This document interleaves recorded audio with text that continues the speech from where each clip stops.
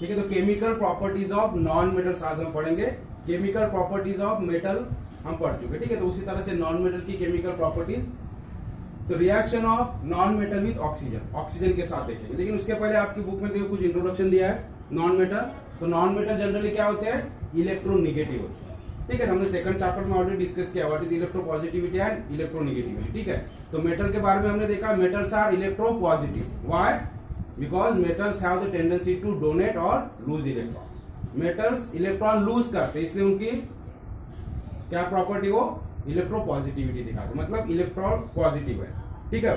Positive charge formation होता है electron lose करने की वजह से। और नॉन मेटल क्या करते हैं, इलेक्ट्रॉन गेन करते जनरली। तो गेन करने की वजह से क्या होगा, निगेटिव चार्ज बढ़ जाएगा, तो जो आयन फॉर्म होगा निगेटिव आयन होगा। इसलिए नॉन मेटल्स आर इलेक्ट्रोनिगेटिव, ठीक है। और जो नॉन मेटल्स है, अब हमने देखा कि मेटल्स के हमने जो प्रॉपर्टीज पढ़ी उसमें मैक्सिमम मेटल्स सिमिलर प्रॉपर्टी दिखाते हैं, ठीक है। तो जिस तरह से सोडियम वगैरह रिएक्शन करेगा, एल्यूमिनियम रिएक्शन, थोड़ी रिएक्टिविटी कम ज्यादा होती है, लेकिन रिएक्शन जनरली सेम दिखाते, सिमिलरिटी दिखती है रिएक्शन में। लेकिन नॉन मेटल के बारे में ऐसा नहीं है, ठीक है। लेस सिमिलरिटी दिखाती, तो उतनी ज्यादा सिमिलरिटी नहीं होती, ठीक है।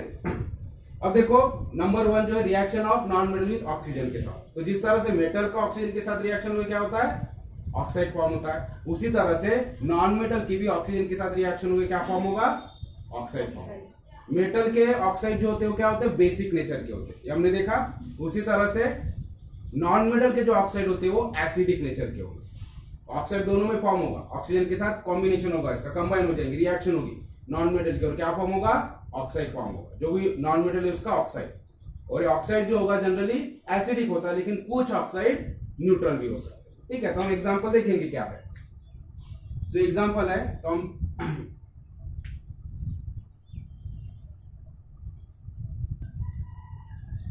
ठीक है। तो reaction of non metal with oxygen हम देख रहे हैं। तो ऑक्सीजन के साथ नॉन मेटल की रिएक्शन होके क्या होगा, ऑक्साइड फॉर्म होगा। तो ये नॉन मेटल ऑक्सीजन के साथ कंबाइन होगा, रिएक्शन होगा उसके साथ, और क्या उसका ऑक्साइड फॉर्म होगा। तो carbon for example, carbon non metal है और इसकी ऑक्सीजन के साथ रिएक्शन में क्या बनेगा, कार्बन डाइऑक्साइड, और ये कैसा होगा, एसिडिक नेचर का होगा, ठीक है।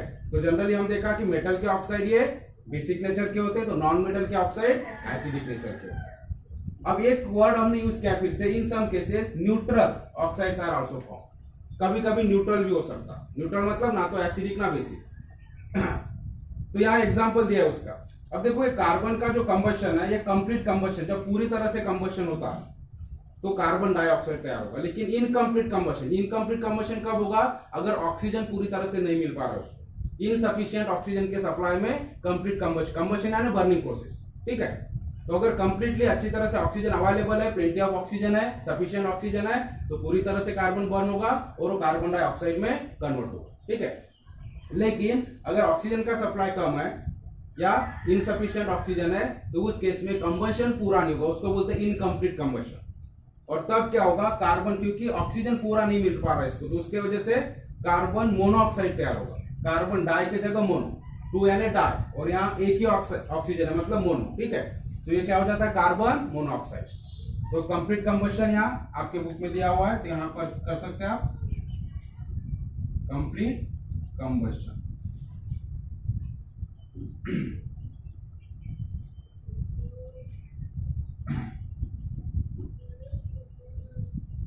और यहाँ इनकम्प्लीट, ठीक है, आप बुक से आप नोट कर सकते हो। फिर सल्फर के साथ ऑक्सीजन की रिएक्शन, तो सल्फर डाइऑक्साइड तैयार होगा, तो ये भी एसिडिक होता है। जनरली एसिडिक ही होते हैं, कुछ ही जो है न्यूट्रल हो सकते हैं, ठीक है। तो समझ में आ गया, ऑक्सीजन के साथ रिएक्शन होके ऑक्साइड फॉर्म होता है, सल्फर का सल्फर डाइऑक्साइड, कार्बन का कार्बन डाइऑक्साइड या कार्बन मोनोऑक्साइड। नेक्स्ट रिएक्शन देखेंगे आप, reaction of non metal with water. तो नोट कर लो ये।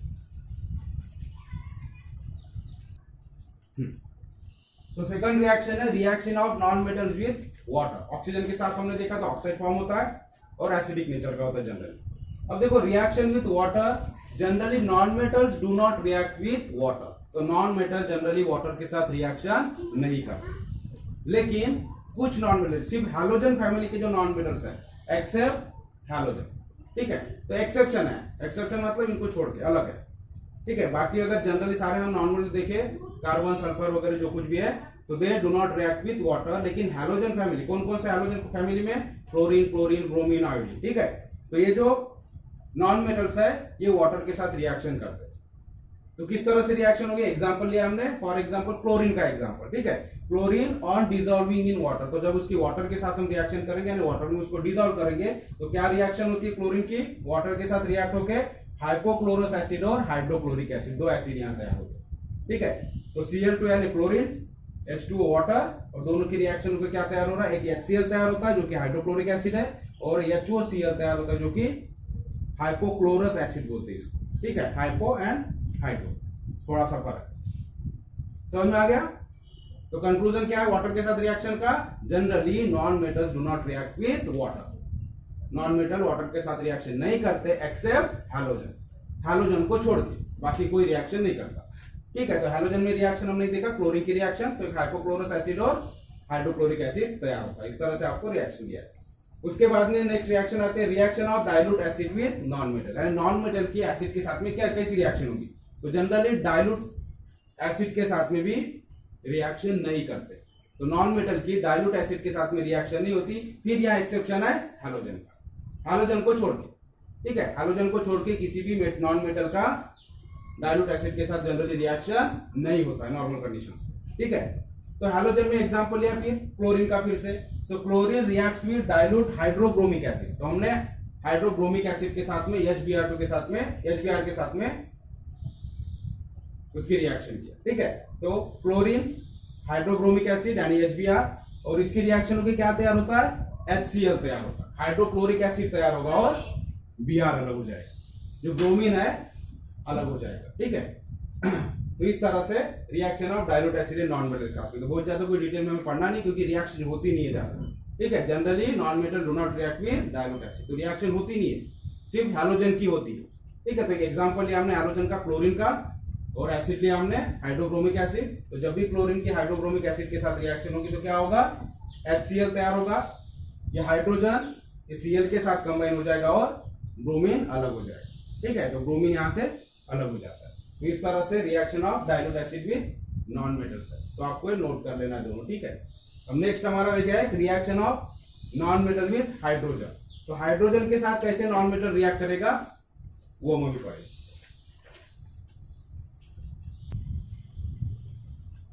फोर्थ रिएक्शन है reaction of non metals with hydrogen, hydrogen के साथ नॉन मेटल कैसे रिएक्ट करेगा। So non metals react with hydrogen under certain conditions. तो हाइड्रोजन के साथ रिएक्शन तो होती है नॉन मेटल की, लेकिन सर्टेन कंडीशन, मतलब हमें प्रॉपर टेम्परेचर चाहिए, प्रेशर होना चाहिए अगर रिक्वायर्ड है तो, या फिर कभी कभी हमें कैटालिस्ट यूज करना पड़ सकता है। तो सर्टेन कंडीशन में हाइड्रोजन के साथ रिएक्शन होगी, किसकी, नॉन मेटल। आगे देखो हाइड्रोजन के साथ रिएक्शन होने यानी क्या होता है, कौन सी रिएक्शन होती है, रिडक्शन। आगे दिन में हमने रिडक्शन रिएक्शन में पढ़ा कि जब भी हाइड्रोजन के साथ रिएक्शन होना मतलब वो कौन सी रिएक्शन होती है, रिडक्शन। तो यहाँ कौन सी रिएक्शन होगी, रिडक्शन रिएक्शन होगी, तो सर्टेन कंडीशन में होगी और प्रॉपर टेम्परेचर, प्रेशर और या तो कैटालिस्ट के यूज में, ठीक है। तो इस तरह से ये सल्फर नॉन मेटल है, हाइड्रोजन के साथ कंबाइन हो जाएगा, रिएक्शन होगी और क्या बनेगा, हाइड्रोजन सल्फाइड, H2S फॉर्म होगा। उसी तरह से नाइट्रोजन और हाइड्रोजन की रिएक्शन होगी और क्या बनेगा, अमोनिया तैयार हो गया, NH3, ठीक है। तो इस तरह से हाइड्रोजन के साथ नॉन मेटल की रिएक्शन होके, ठीक है, सर्टेन कंडीशन में रिएक्शन करता है वो, ठीक है। तो ये रिएक्शन क्या होगी, रिडक्शन रिएक्शन। अब देखो एक क्वेश्चन पूछा है, यूज योर ब्रेन पावर, ठीक है। तो उस क्वेश्चन का आंसर भी हम दे देंगे। तो हमारे नॉन मेटल की जो 4 रिएक्शन दिया है, जो properties of non metal, chemical properties हमने पढ़ा, ठीक है। तो 4 रिएक्शन आपको ध्यान में रखना है क्या क्या है। तो पहले हमने ऑक्सीजन के साथ देखा, फिर वाटर के साथ रिएक्शन देखा, उसके बाद डाइल्यूट एसिड के साथ और हाइड्रोजन के साथ, ठीक है। अब वो क्वेश्चन का आंसर भी हम देख लेंगे, ठीक है। तो क्वेश्चन क्या पूछा है, अभी जो हमने रिएक्शन पढ़ा, नॉन मेटल की डाइल्यूट एसिड के साथ में रिएक्शन, तो जनरली एसिड डाइल्यूट एसिड के साथ नॉन मेटल रिएक्शन नहीं करते, लेकिन हैलोजन करते। तो उसी के ऊपर एक क्वेश्चन है, in the reaction between chlorine and HBr। तो क्लोरीन की हमने हाइड्रोक्रोमिक एसिड यानी HBr के साथ रिएक्शन देखा, तो क्या फॉर्मेशन हुआ, ट्रांसफॉर्मेशन ऑफ HBr, HBr क्या में कन्वर्ट हो जाता है, Br2, ठीक है। तो HBr into Br2 takes place. तो ये जो रिएक्शन हुई क्लोरीन और HBr में, इसमें 2 प्रोडक्ट फॉर्म हुए, एक HCl और Br2। तो मतलब यहाँ HBr किसमें ट्रांसफॉर्म हो गया, Br2 यानी ब्रोमीन में ट्रांसफॉर्म हो गया। तो आपको पूछा है can this transformation be called oxidation, क्या इस ट्रांसफॉर्मेशन को HBr का Br में कन्वर्ट होना क्या ऑक्सीडेशन है, ठीक है। और आगे पूछा है which is the oxidant that brings about this oxidation, और कौन सा ऑक्सीडेंट है जो इसका ऑक्सीडेशन करवा रहा है।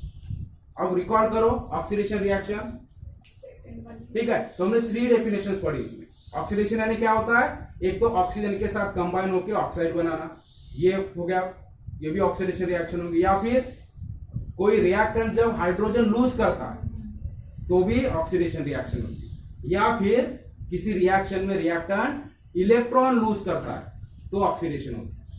आगे दिन में 3 डेफिनेशन, 3 तरीके से हम रिएक्शन ऑक्सीडेशन रिएक्शन है या नहीं वो पहचान सकते। एक तो ऑक्सीजन के साथ कंबाइन होना, वेरी सिंपल। दूसरा है अगर हाइड्रोजन रिलीज हो रहा है वो रिएक्टेंट से, तो रिएक्टेंट का क्या होगा, ऑक्सीडेशन होगा, ठीक है। उसमें से अगर हाइड्रोजन रिलीज होता है, अब यहाँ ऑब्जर्व करो HBr में क्या है H, और ये HBr Br में कन्वर्ट हो रहा है, ब्रोमीन में कन्वर्ट हो रहा है Br2, मतलब क्या रिलीज कर रहा है, वो क्या लूज कर रहा है, हाइड्रोजन लूज कर रहा है। अगले दिन में तो ये HBr का क्या हो रहा है, यहाँ ऑक्सीडेशन हो रहा है, तो HBr का ऑक्सीडेशन होके Br फॉर्म हो रहा है, तो ये इसलिए हम इसको ऑक्सीडेशन रिएक्शन बोल सकते हैं। अब कौन कर रहा है ऑक्सीडेशन, किसके वजह से हो रहा है, ये क्लोरीन की वजह से, ठीक है। क्लोरीन इसमें ऐड करने की वजह से ये H इसके साथ, मतलब यहां से लूज हो रहा है और यहां कनेक्ट हो रहा है, इसके साथ बॉन्ड हो रहा है। आगे दिन में तो कौन करवा रहा है, क्लोरीन, तो क्लोरीन यहाँ क्या हो गया, क्या हो गया, ऑक्सीडाइजिंग एजेंट या ऑक्सीडेंट। समझ में आ गया। तो ये जो रिएक्शन है क्लोरीन और HBr के बीच में, जिसमें Br फॉर्म होता है, ये HBr से ट्रांसफॉर्म हुआ है। तो क्यों हुआ है, तो ये HBr का H यहां से लूज हो जाता है, तो ये H इसके साथ कंबाइन हो जाता है Cl2 के साथ और HCl बनाता है, और Br रिड्यूस हो, सॉरी ऑक्सीडाइज होके अलग हो जाता है, ठीक है। तो लिख लेंगे आंसर में